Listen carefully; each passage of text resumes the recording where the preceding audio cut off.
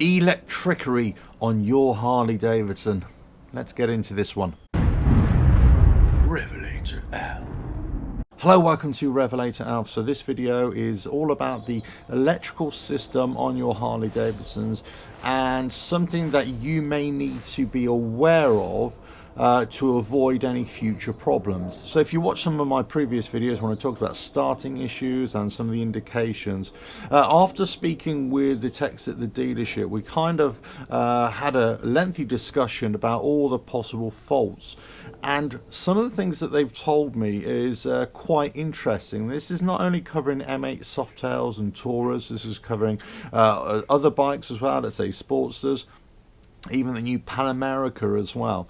Sometimes, because they're running the CAN bus system as well, there can be very small tolerances in terms of resistance. Basically, the CAN bus system, the whole electrical system, works off a 5-volt system as well. So whilst your bike is a 12-volt system, that CAN bus system is very sensitive to voltage, I say amperage, but obviously the main thing I would say is resistance. Okay, so let's say if you've been working on your bike, you've added electrical accessories here and there, and you've tapped into something, you've tried to splice into a wire, and then you might have made a mistake. You think, okay, well, I'll just rejoin the wire, and you solder it all together.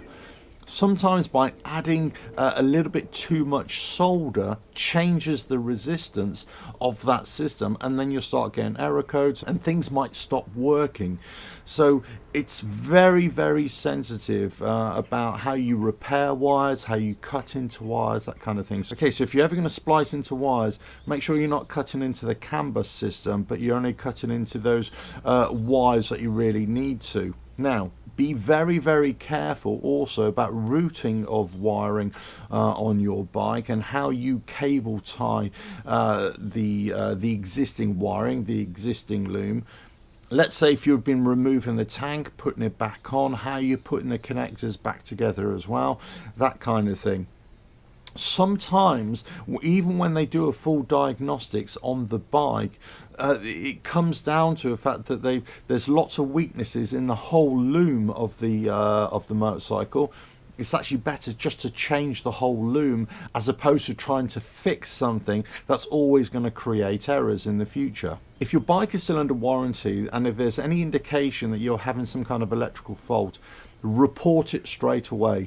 Make sure that the dealership are aware, they document it, and also that they try and investigate it. Because if the bike is out of warranty, then the investigation process can take quite a few hours, and sometimes they may not even be able to narrow it down to exactly what the fault might be, because especially if it's just a wiring pinch, let's say, or wiring chafing, there's some kind of change in resistance somewhere, maybe it's just a bad earth somewhere like that. That could mean lots of hours trying to diagnose an issue, and that could cost lots and lots of money, you know, hundreds of pounds, dollars or shekels for something that was really simple to fix, you might think, but actually takes a long time to diagnose, and sometimes there's no guarantee that will be a permanent fix as well.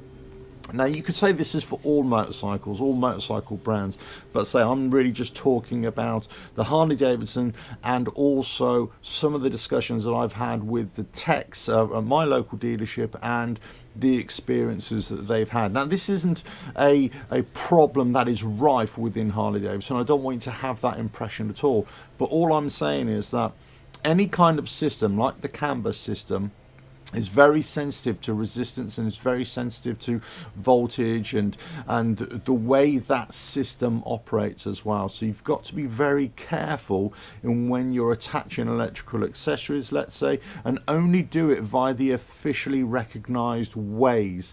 If you're starting to cut into wires or trying to strap things where you shouldn't really be, then you can cause lots and lots of problems. If you do have any kind of electrical issue, make sure that you take the bike directly to the dealership and have it recorded at the very minimum. if you are going to have electrical accessories added to your bike, make sure that they are CAN bus ready. Make sure that wherever you're buying them from, it stipulates that they are CAN bus ready and that they are suitable for your model and your model year. If there's any problem after fitting that to your bike, the first thing you should do is take it off. Revert back to the stock setup that you had or whatever you had before, and make sure that the bike returns to normal without any glitches, because that accessory may not be suitable for your bike, or there's a fault with it that is causing extra faults on your motorcycle. Anyway, I hope you found that useful. So this is discussions that I've been having with the dealership near me, and also all the electrical faults that they come across occasionally, or rarely I should say, and sometimes the difficulty in diagnosing exactly what it is, and then also what the long-term fix could be. And sometimes the easiest way, as they've told me, the best way is just to replace the loom, which is an expensive proposition as well. Don't forget to subscribe, hit that bell, like and share, and check out the website RevelatorAlf.com, and I'll catch you again. Bye now.